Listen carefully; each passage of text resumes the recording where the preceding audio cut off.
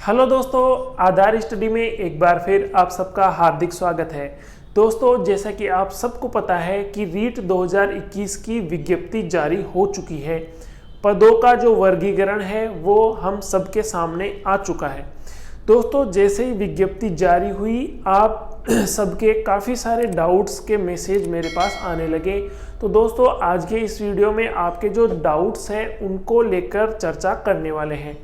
दोस्तों, सबसे पहले तो मैं आपको बता दूं कि सबसे पहले आपको ये जानकारी पिछले वीडियो में मैंने आपको बताया था कि इस बार 2 गुना कैंडिडेट को पास करेंगे और उसके आधार पर मेरिट बनाएंगे। और दोस्तों, बिल्कुल ऐसा ही हुआ है। 2 गुना कैंडिडेट्स को बुलाया गया है और उनके डॉक्यूमेंट वेरिफिकेशन होंगे, उसके बाद फाइनल मेरिट बनेगी। तो अब जो पहली मेरिट आएगी वो 2 गुना कैंडिडेट की मेरिट आएगी। दोस्तों, सबसे ज़्यादा आपके द्वारा जो पूछा जा रहा है कि क्या हम हिंदी से भर सकते हैं, क्या इंग्लिश से भर सकते हैं, एसएसटी से भर सकते हैं। तो दोस्तों, ये जो योग्यता है कि कौन सा स्टूडेंट किस लैंग्वेज में भर सकता है, नहीं भर सकता है, ये मैं आपको क्लियर कर देता हूँ।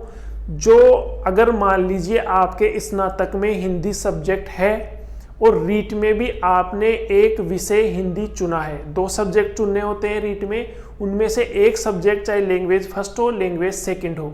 अगर एक सब्जेक्ट आपने हिंदी लिया है और आपके ग्रेजुएशन में भी हिंदी सब्जेक्ट था, एमए में हो नहीं हो उससे कोई मतलब नहीं है, आपके स्नातक में होना चाहिए।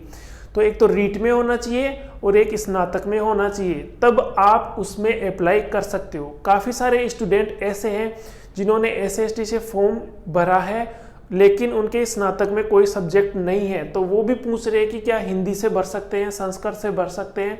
तो वो नहीं भर सकते, जिनके ग्रेजुएशन में कोई लैंग्वेज नहीं है वो नहीं भर सकते। आपके स्नातक में वो लैंग्वेज होनी चाहिए और रीट में भी होनी चाहिए।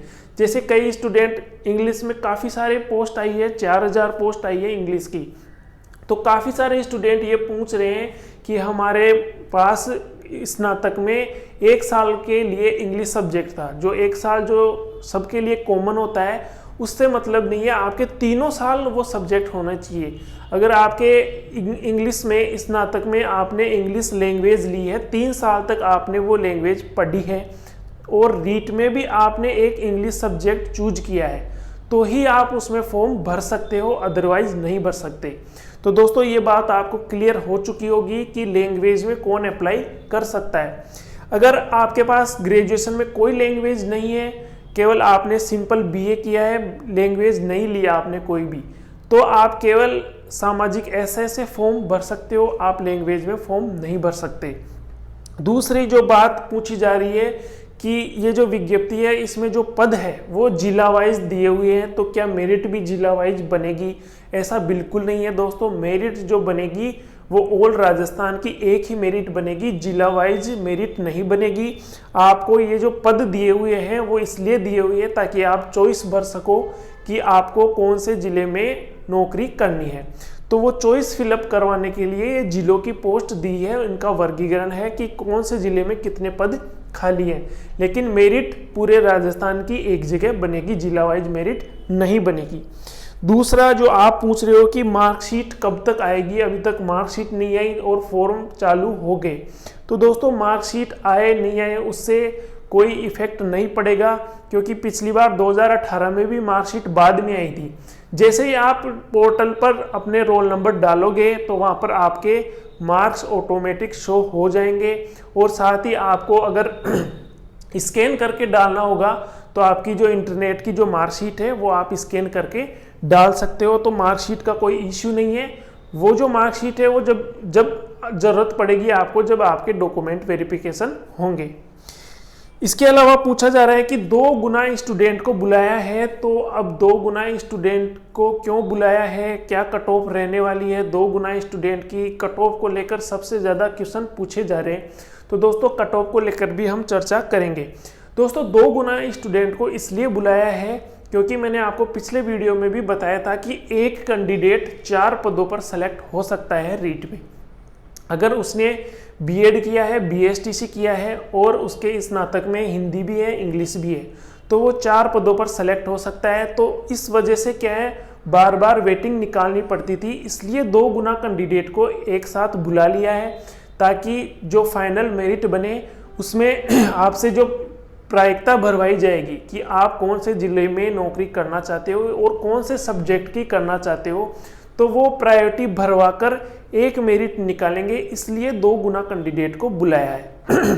जैसे कोई स्टूडेंट है वो हिंदी से भी सिलेक्ट हो गया और संस्कृत से भी सिलेक्ट हो गया, एसएसटी से भी सिलेक्ट हो गया, तो वो 3 जगह उसका चयन हो गया, लेकिन उसको नौकरी तो एक ही जगह करनी है। तो ये 2 गुना कैंडिडेट को इसीलिए बुलाया है ताकि उसको एक ही जगह उसका फॉर्म लगे और बाकी जो 2 जगह है वहाँ पर नए कैंडिडेट आ सके। इसलिए 2 गुना की मेरिट आएगी पहले, उसके बाद 1 गुना की मेरिट निकालेंगे। विषय की प्राथमिकता, काफ़ी सारे स्टूडेंट ये पूछ रहे हैं कि हम हिंदी से भी भर सकते हैं और एसएस से भी भर सकते हैं, तो हमें कौन सा सब्जेक्ट पहले चूज करना चाहिए। तो दोस्तों उसके लिए मेरे जो ओपिनियन है वो ये है कि अगर आपके लैंग्वेज है तो आप पहली प्रायोरिकता अपनी लैंग्वेज को दें, क्योंकि अगर ये 3rd ग्रेड है, अगर आपको 2nd ग्रेड बनना है, आगे 1st ग्रेड बनना है, तो अगर आप अपने लैंग्वेज पर अच्छी पकड़ रखोगे तो आगे 2nd ग्रेड में और 1st ग्रेड में भी आपको उसकी काफ़ी सारी हेल्प मिलेगी, क्योंकि आप बच्चों को लैंग्वेज पढ़ाओगे तो वो आपको उस पर काफ़ी अच्छी पकड़ हो जाएगी, तो आगे 2nd ग्रेड और 1st ग्रेड में आपको काफ़ी हेल्प मिलेगी। इसके अलावा ये सुनने में आया है कि जो आप लैंग्वेज लेते हो तो लैंग्वेज में क्या है, आपका प्रमोशन भी थोड़ा जल्दी होता है। तो इस वजह से मेरा ये मानना है कि जिनके स्नातक में सब्जेक्ट में हिंदी है, इंग्लिश है, संस्कृत है, तो वो अपनी लैंग्वेज को पहली प्राथमिकता दे, उसके बाद एसएसटी से फॉर्म भरे। तो ये प्राथमिकता को लेकर काफ़ी सारे स्टूडेंट क्वेश्चन कर रहे थे, तो मेरा ये मानना है कि आप अपनी जो लैंग्वेज है उसको पहली प्रायोरिटी देवें। तो दोस्तों ये आपकी काफ़ी सारी क्वेरीज थी। अब बात करते हैं, आप सबसे ज़्यादा पूछ रहे हो कि अब क्या कट ऑफ रहने वाली है। तो दोस्तों 2 गुना कैंडिडेट को बुलाया है और 2 गुना कैंडिडेट आपकी कैटेगरी वाइज 2 गुना कैंडिडेट जाएंगे। 32,000 की ये वैकेंसी है, 1,000 इसमें स्पेशल टीचर है, बाकी 31,000 की ये पोस्ट है। दोस्तों आपने और हमने मिलकर काफ़ी बड़ा अभियान पद बढ़ाने को लेकर भी चलाया, लेकिन सरकार ने उसको नेगलेक्ट कर दिया और नई रीट भर्ती की घोषणा कर दी, जो काफ़ी सारे अपने बेरोजगार साथी, अपने स्टूडेंट्स को पसंद नहीं आ रही है। उनको यही चाहिए कि रीट में पद बढ़ाया जाए। तो दोस्तों इस मुहिम में हम सब आपके साथ हैं कि रीट के पद बढ़ाए जाए। अभी भी आपको उम्मीद नहीं छोड़नी है, आप लगातार संघर्ष करते रहें। इसके साथ ही जो 3100 पद EWS के जोड़े जाने थे वो भी इस भर्ती में नहीं जोड़े हैं। तो जो EWS के साथी है उनकी तो बिल्कुल वाजिब मांग है, ये तो रूल बना हुआ है कि 3100 जो पोस्ट है वो जोड़ी जाए, क्योंकि हर भर्ती में EWS की पोस्टें जोड़ी गई है और इस रीट भर्ती में नहीं जोड़ी। तो EWS वाले जो साथी हैं उनको तो अपनी मांग जरूर अच्छे से अपनी मांग रखनी चाहिए। 3100 पोस्ट तो इसमें जोड़ी जा सकती है अभी भी, क्योंकि इसमें एक पॉइंट दिया हुआ है कि पदों में वृद्धि या कमी कभी भी कर सकते हैं। तो दोस्तों पद भी बढ़ा सकते हैं और EWS के पद भी जोड़ सकते हैं। आप संघर्ष जारी रखें, कुछ भी हो सकता है आगे। जब 2018 में जब विज्ञप्ति आ चुकी थी उसके बाद उसमें पद बढ़े थे, तो अभी भी पद बढ़ने की संभावना बिल्कुल है। और दोस्तों आप बात कर रहे हैं 2 गुना मेरिट की, तो दोस्तों 2 गुना की जो मेरिट है वो काफ़ी कम जाने वाली है। अगर मैं बात करूं 2 गुना मेरिट की, अगर आप साइंस मैथ की बात कर लेते हैं, सबसे पहले साइंस मैथ, तो दोस्तों साइंस मैथ की 2 गुना की मेरिट मेरे अकॉर्डिंग मैं अपना अनुमान बता रहा हूँ। ये एक अनुमान है, अभी भी साइंस की 3100 पोस्ट आई है, उसके अकॉर्डिंग 2 गुना कैंडिडेट लगभग 6200 कैंडिडेट डॉक्यूमेंट वेरिफिकेशन के लिए बुलाएंगे। तो 6200 कैंडिडेट बुलाएंगे, तो उसमें जो साइंस मैथ की कट ऑफ जाएगी 2 गुना कैंडिडेट की, वो लगभग 79 से 80% जानी चाहिए 2 गुना स्टूडेंट की। अगर SST की बात करें, ओनली SST की बात करें, तो उसकी 2 गुना कैंडिडेट की जो मेरिट है वो 77 से 76 जानी चाहिए। अगर हिंदी की बात करें, हिंदी की तो सेम यही मेरिट 2 गुना कैंडिडेट की जाएगी, इससे 1-2 अंक कम भी हो सकते हैं। इंग्लिश की बात करें तो इंग्लिश की सबसे कम जाएगी। इंग्लिश की 2 गुना की मेरिट मेरे अकॉर्डिंग 65 से 64% जिनके बन रहे हैं 90-10 करने के बाद उतनी जा सकती है। तो दोस्तों संस्कृत की भी लगभग इनके आसपास ही रहने वाली है 2 गुना की। अब बात करते हैं लेवल 1 की। लेवल 1 की अगर 2 गुना कैंडिडेट को बुलाएंगे तो मेरे अकॉर्डिंग 120 तक जिनके मार्क्स आ रहे हैं उनको डॉक्यूमेंट वेरिफिकेशन के लिए बुलाया जा सकता है। ये जनरल की बात कर रहा हूँ मैं। अगर कैटेगरी वाइज देखें तो इसमें 2-2, 3-3 अंक और भी कम हो सकते हैं। तो ये दोस्तों ये 2 गुना मेरिट का अनुमान है। ये 2 गुना मेरिट का अनुमान है। अब देखते हैं 2 गुना मेरिट में जो क्या मेरिट जाती है, उसके बाद जो फाइनल मेरिट आएगी उसका अनुमान भी लग सकता है।